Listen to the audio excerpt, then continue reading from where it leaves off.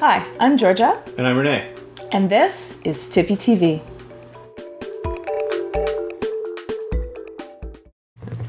"11-inch MacBook Air." Sweet, isn't it? Ooh, but does it turn on? Look, can you do this? No, I can do this. That wasn't really as impressive that But time. you don't have to swipe to unlock. That's true. I just have to open. Ow! I actually got my finger caught in the back. That really hurt. Nice. So it's fairly fast. I mean, compared to most MacBooks, you can't touch it. It's not a touchscreen. Go ahead. Whoosh. You see, there's definitely... But I don't have a keyboard. That's true. You do not have a keyboard. So this is unusual because Apple doesn't often have two products that are in similar categories. These are both ultra-light, ultra-portable.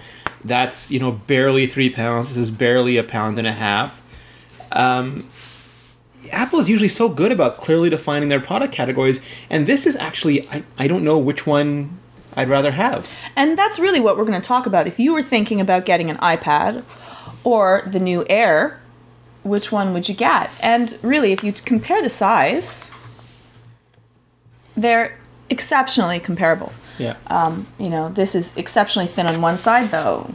Little bit of a misnomer. A little bit chunkier on the back. And it's a little bit larger. So, but I mean, it's the difference is negligible. It's negligible. You're not going to notice because they both weigh so little. If I was carrying them in my purse or my backpack, I wouldn't be able to tell the difference between the two of them. I'll be able to tell the difference when it comes to my wallet because this starts at $500 and this starts at $1,000. Which is a huge difference. Yes. You could get double. two. It's double. Yeah. You could get two. You could get two Airs. Two bare bone baseline. iPads. iPads for the price of one MacBook Air. But, I mean, this is running iOS. It does not have a keyboard. It does not have a keyboard. It does not have an accessible file system. You cannot run Photoshop on this. Or at least you can run a Photoshop app, but you can't run full-blown production software. You can't actually go do Photoshop. You're going to have problems if you want to do a lot of photo editing, video editing. It just doesn't have the same processing. No, and it kind of comes down to what you consider a computer. And I think that means that it's really a user-specific question. So, for example, for me, if I had to choose only one, if it was my main machine, I would have to go with an Air because I need to do, I need to use Adobe Suite, I need to use Office, I need to do a lot of work that I kind of require all that hardware for. Right, if you didn't have already a computer. Yeah. If I was getting it, though, for my parents or grandparents, I would probably go with the iPad, even if they did not already have a computer, because really, for them, all I would want is that they can take a look at some pictures, go do some emailing, surf the web in a way that is easy and simple, and I'm not going to have to teach them all how to do it. Well, that's exactly it, because I've told the story before. My mom, she had a PC, and she kept getting viruses, so I gave her a Mac, and she'll still call me and say, my internet is gone. What happened to my internet? And I'll go look, and Safari is behind Word, so she doesn't see it, so her internet is gone. But with this, it's one application at a time. You go to the web browser, and you're just in the web browser, and you press the button, and you leave. There's very little way to lose. It's very positional. You're very anchored. Well, the nice thing about the iPad is that you're touching the screen. It's very, very intuitive. You want to go to Mail, and you press Mail. You want to go down to Safari, you press Safari. If you want to move the page, you move the page. It's almost it's a strange word. It's almost intimate. You're disintermediated the whole keyboard. You're just touching your content. It's one step. This is one step removed. You're touching something to move something else. The keyboard's between you and the content. Yeah, and that's not intuitive to people that have not brought up on computers. If you're brought up on computers, you can get that you look at the mouse and your finger is moving it. Yeah. Whereas this, you move the screen and you're moving the screen. So it makes that really, really easy. For kids, too, it's a big deal. Kids seem to take, I've seen 2-year-olds that are okay at using iOS. Yeah, no, and they wouldn't know what to do with a computer. Yeah, exactly. It makes it easy. You want to take a look at a picture, you want to move, you can zoom in and out.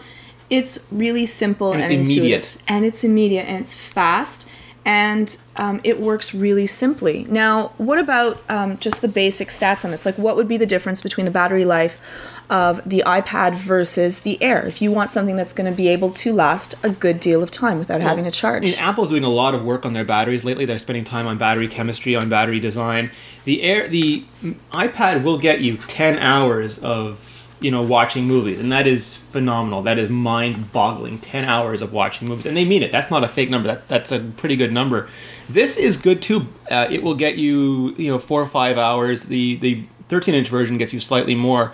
But on the other hand, this is running on a A4 processor, which is basically an ARM processor. This is a Core 2 Duo. This has a PowerVR graphics chip. This has an NVIDIA, it's an integrated graphics chip, but it's an NVIDIA graphics chip. This one comes with 2 gigabytes of RAM standard. You can go up to 4. And it comes with, in terms of storage, it starts with 64, you can go up to 128. This starts at 60 and it goes 32 and 64. So this, although the battery life is not as good, it is much more of a traditional kind of Steve Jobs truck as opposed to the car. Right. This is more heavy duty, can do more things. It's more traditional computing, and this is more like a computer appliance. Right. Now, for both of them, though, say that you want to use a CD drive, you're not going to be able to. I know DVDs. What's a CD drive? You do have. Is that like vinyl? Yes, it's like vinyl. You can go back to the Beatles. You do have the. You USB. have your ports. You like ports. You have ports on there. I like ports. You have your mic. Have 2 USB ports. You have the mic. You have the mini display port. So you could hook this up easily to an external monitor. You have the combined mic and audio in. You have a fair selection. The MagSafe power adapter. And this you have a dock connector and a 3.5 millimeter headset jack. That's about it. You can buy a camera connection kit, but I mean, like, there's no USB. There's no Ethernet, nothing like that. This one has an Ethernet dongle, but at least there's a dongle. Yeah. Now, my one gripe about the Air, and I absolutely love the Air. It's beautiful. It's light. It's very, very cute. It has the full clickable multi-touch trackpad. Multi-touch trackpad, which I love because I can't even go back to pressing onto a button. It absolutely annoys me. It ruined you. It's true. Once you press on the keypad and the entire thing clicks, which makes it so easy. The thought of actually having to move, how lazy we actually get. The thought of having to move my finger, 1 inch. Well, I believe how lazy you get. Thanks. But your gripe is, what is your gripe? Me. But my gripe is that the keyboard is not backlit. Now I know that the light. My entire screen is LED backlit. Yes, it is. So for using it when you're sleeping, yes, you can still kind of see the keyboard if you put your screen on high. But you're not going to want to do that if you're using it and someone else is unconscious next to you. And I can pull up a giant backlit keyboard. You can, exactly. So for almost that full size.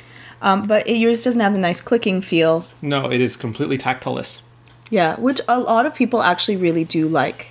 I'm not, Plus, you cannot keyboard and not look. You have to look at... But I can't keyboard and look no matter what. You can't. Well, you see, I can. I can type without looking, but not if I use the iPad. So my typing is much slower using the iPad in comparison to the you Air. can get a docked keyboard or a Bluetooth keyboard, but it's not the same. This is much more for light, on-the-run, mainstream use, and that is much more for professional, pounding things out sort of pro use. Right. If you do not have a computer and you want to get something for a computer, the iPad is probably not going to make, is not going to do it for you. It is, and of course you need a computer to hook this up to iTunes anyway, so it's...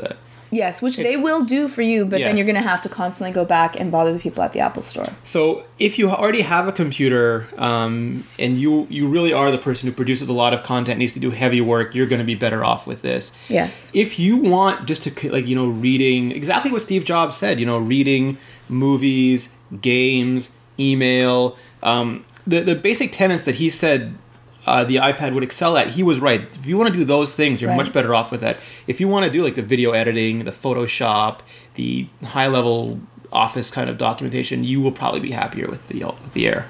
Yeah, so, and if you're getting a gift, for someone that is not very computer literate and they just really want to use email and they're not going to be doing a lot of processing, they'll be very, very happy with the iPad. It's a fabulous device.